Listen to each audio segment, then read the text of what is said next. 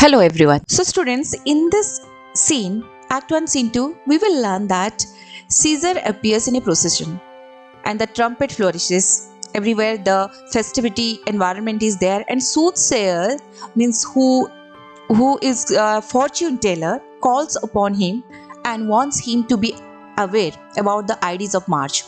So Caesar dismisses him as a dreamer. Caesar ignores that. Cassius takes Brutus aside and engages him in the conversation. They hear shouts. Brutus expresses his fear that the people are offering crown to Caesar. So Cassius grasps the opportunity and describes Caesar's weakness. So after the festivities of Lupercalia are over, the procession returns. Caesar has an angry expression. Brutus and Cassius, the written Casca, who describe how Antony has offered crown to Caesar 3 times, which he refused. So the great Caesar then has epileptic fit. Brutus begins to ponder over Caesar's ambition. Cassius plans to throw in at Brutus' window paper in various hands, hinting at what Romans expect of him. So let us go in detail. So from line 37 to 47, Brutus is saying, Cassius, do not make a mistake. If you do not find the old affectionate look on my face, it is because of my expression. It is indexed to my mental trouble. So I have been troubled lately, which conflicting emotion, which concern myself alone. So this perhaps makes my behavior less pleasant. My good friends should not be troubled on that account. I consider you one among them. So do not think any further that I lack affection. I think that Brutus is having some personal trouble, has forgotten to show his gesture of love to other men. And from line 56 to 66, Cassius is saying, it is true, it is regretted that you have no such mirror which will show your hidden merit to your own eyes, so that you may see your own image. I have heard of many respectable people of Rome, except immortal Caesar, who under the yoke of tyranny have expressed the wish that noble Brutus could use his eyes to see his own qualities and also the tyranny of the times. And then Cassius is saying, well, good Brutus, be ready to listen to me. Since you cannot see yourself, I will act as a mirror and I'll show you your worth without any exaggeration. So do not be suspicious of me if I were a light-hearted person or had made cheap my love by making vows of friendship to every new person who professed friendship.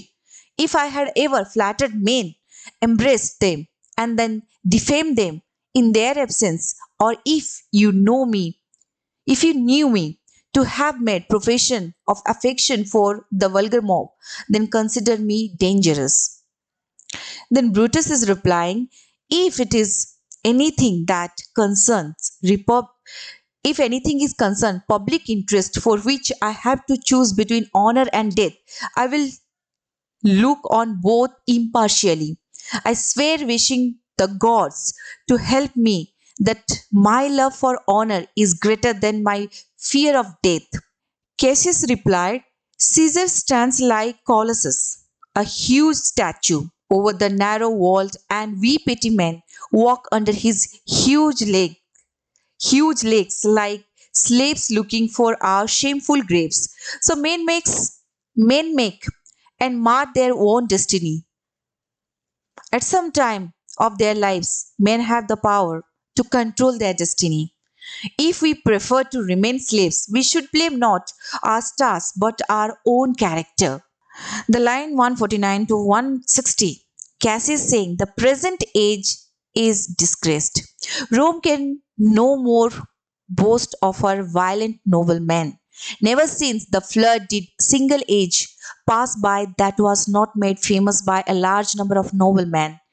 People who talk of Rome could never say before that the Rome had only one great son of boast of. Now it is Rome in which there is room enough only for one person. We have heard from our fathers that there was a Brutus once who would no more endure a king in Rome than he would tolerate the devil to live splendidly in Rome. Then Casca is saying, by Mary, before he fell down, seeing that the people were glad he had refused the crown, he pulled his coat open and invited them to cut his throat. If I had been a workman then, had not taken him at his word, then I should have gone hell among the wicked men. And then he fell unconscious. After regaining his senses, he said that if he had done or said anything wrong, it should be attributed to his illness. 3 or 4 women standing near me cried, "Alas, good soul," and forgave him with all their hearts. But they should not be taken it seriously. If Caesar had killed their mothers, they would have done the same thing. Then Cassius replying, "I will do so. Till then, I think of the state of affair of the world." Then, well, Brutus, you are noble. Yes, yet I find that your noble character can be changed from its natural direction. Therefore, it is proper that noble people should keep company with those like themselves, because no man is so strong or so determined as not to be tempted. Caesar bitterly Cassius, he should not have influenced me against Caesar as I am influencing him. I will tonight throw some papers in different handwritings through his windows to show that these have been written by different persons, all mentioning the high opinions that Rome holds of his name. Caesar's ambition will be indirectly hinted at these letters. After this, let Caesar guard himself carefully, for we will pull him down or we will suffer, as worse timely are likely to come. Now we will solve the MCQs. So let's get started. Question number 1. What is Cassius' motive in convincing Brutus to join the conspiracy? And the options are: he wants to become the next ruler of Rome. Option B, he is jealous of Caesar's power and wants to take revenge. Option C, he wants to protect the Roman Republic. Option D, he has a personal grudge against Caesar. And the correct option is option C, he wants to protect the Roman Republic. Question number 2. What legendary incident connected with Aeneas is referred to in Act 1, Scene 2? And the options are: option A, Aeneas' escape from Troy. Option B, Aeneas' victory against Greeks. Option C, Aeneas' conquest of Rome. Option D, Aeneas' betrayal of his people. And the correct answer is Aeneas' escape from Troy. Next question, question number 3. What does Cassius accuse Brutus of in Act 1, Scene 2? Option A, being a coward. Option B, being too ambitious. Option C, being too loyal to Caesar. Option D, being too emotional. And the correct answer is being too ambitious. Our next question, question number 4. What is Caesar's reaction to the soothsayer's warning in Act 1, Scene 2? And the options are: he takes it seriously and take the precautions. Option B, he ignores it completely. Option C, he becomes angry with the soothsayers. Option D, he becomes anxious but does not take any action. So correct answer is here, Caesar ignores it completely. Next question, question number 5. What personal physical weakness is revealed by Caesar in Act 1, Scene 2? Options are: option A, he is deaf in one ear. Option B, he has a speech impediment. Option C, he is prone to Caesar. Option D, he has a weak heart. And the correct answer is he is prone to scissors. Moving to the next question. What does Brutus not go along with Caesar to the games in Act 1, Scene 2? Option A, he is not interested in the games. Option B, he is feeling unwell. Option C, he wants to avoid being seen with Caesar. Option D, he has an important meeting to attend. And the correct answer is he wants to avoid being seen with Caesar. Next question, question number 7. What arguments does Cassius give to show that Caesar is not so superior to Brutus in Act 1, Scene 2? Option A, Caesar is not as intelligent as Brutus. Caesar is not as courageous as Brutus. Caesar is not as respected as Brutus. All of the above. And the correct answer is all of the above. All the answers are correct. Moving to the next question, question number 8. What is Caesar's preference for his security in Act 1, Scene 2? Option A, a man who is fat and sleek. Option B, a man who is strong and muscular. Option C, a man who is quick and nimble. Option D, a man who is wise and experienced. And the correct answer is a man who is fat and sleek. Next question, question number 9. Who is this man referred to in Act 1, Scene 2? Option A, Cassius. Option B, Brutus. Option C, Caesar. Option D, Soothsayer. And the correct answer is Caesar. This man refers to Julius Caesar. Moving to the next question, question number 10. How does Cassius finally convince Brutus that Caesar should be killed in Act 1, Scene 2? Option A, he shows him a letter from a conspirator. Option B, he appeals to his sense of honor and duty. Option C, he threatens to harm his family. Option D, he promises to make him the next ruler of Rome. And the correct answer is he appeals to his sense of honor and duty. Next question, question number 11. Caesar dismissed the soothsayer when he warned him of the Ides of March.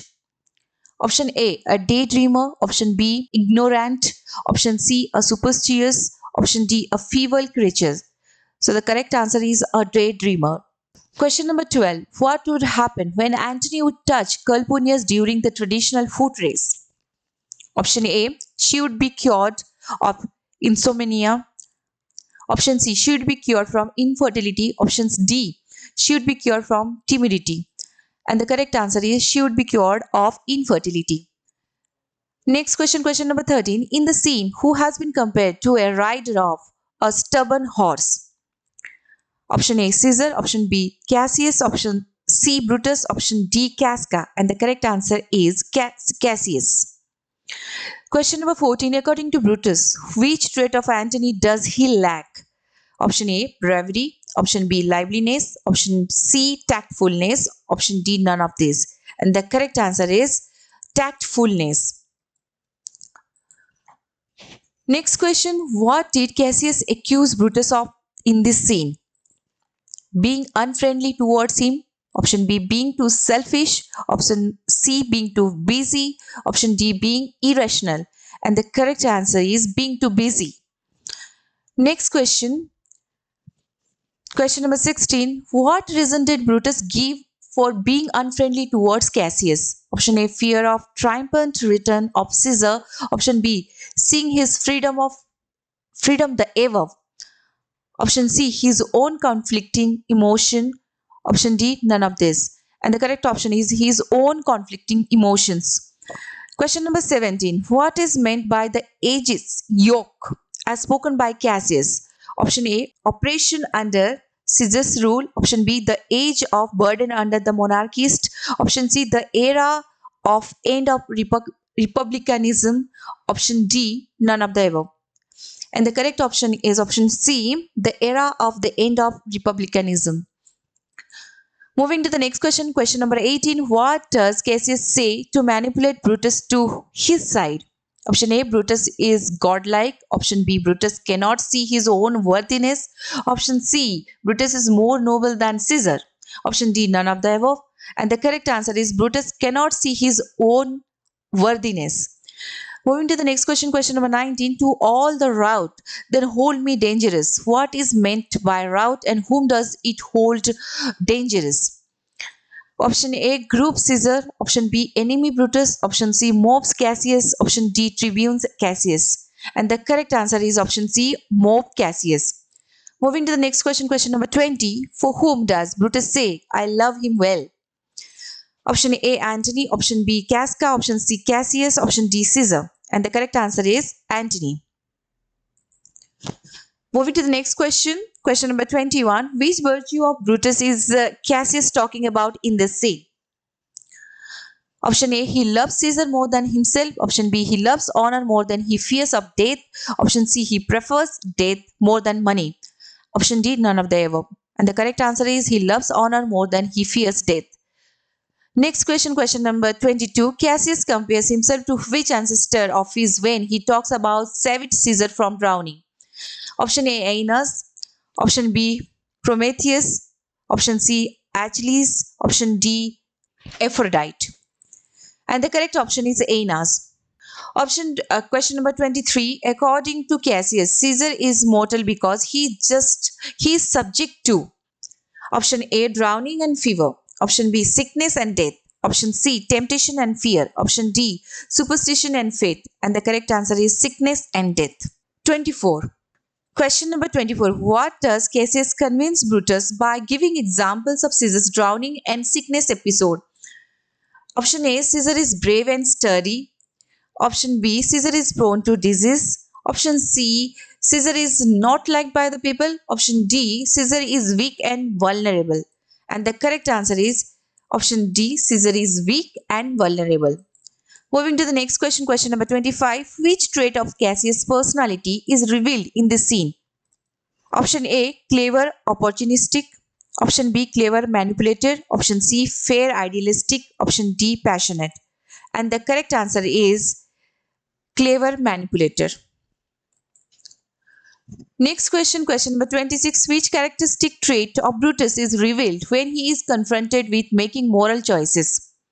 Option A, slow, confused idealist. Option B, quick, active thinker. Option C, slow, deliberate thinker. Option D, none of these. None of the above.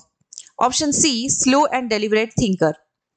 Question number 27. Cassius says that Rome has space only for one great man. Who is the man Cassius is referring to? Option A, Brutus. Option B, Caesar. Option C, Antony. Option D, Octavius. And the correct answer is Caesar. Moving to the next question, question number 28. What does Caesar think about Cassius in the scene? Option A, he thinks too much and is dangerous.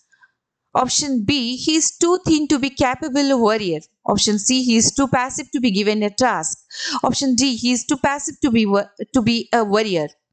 And the correct answer is option A, he thinks too much and is dangerous. Question number 29. For whom does Caesar say that seldom he smiles? Option A, Antony. Option B, Brutus. Option C, Cassius. Option D, none of the above. And the correct option is Antony. Our next question, question number 30. Casca, description of Caesar declining the crown thrice. Tell us which characteristic trait of Casca. Option A, he was a gossip monger. Option B, he had an irrational prejudice against Caesar.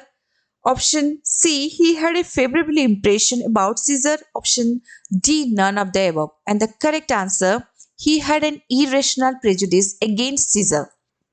Next question, question number 31. What does Cassius' soliloquy at the end of the scene predict?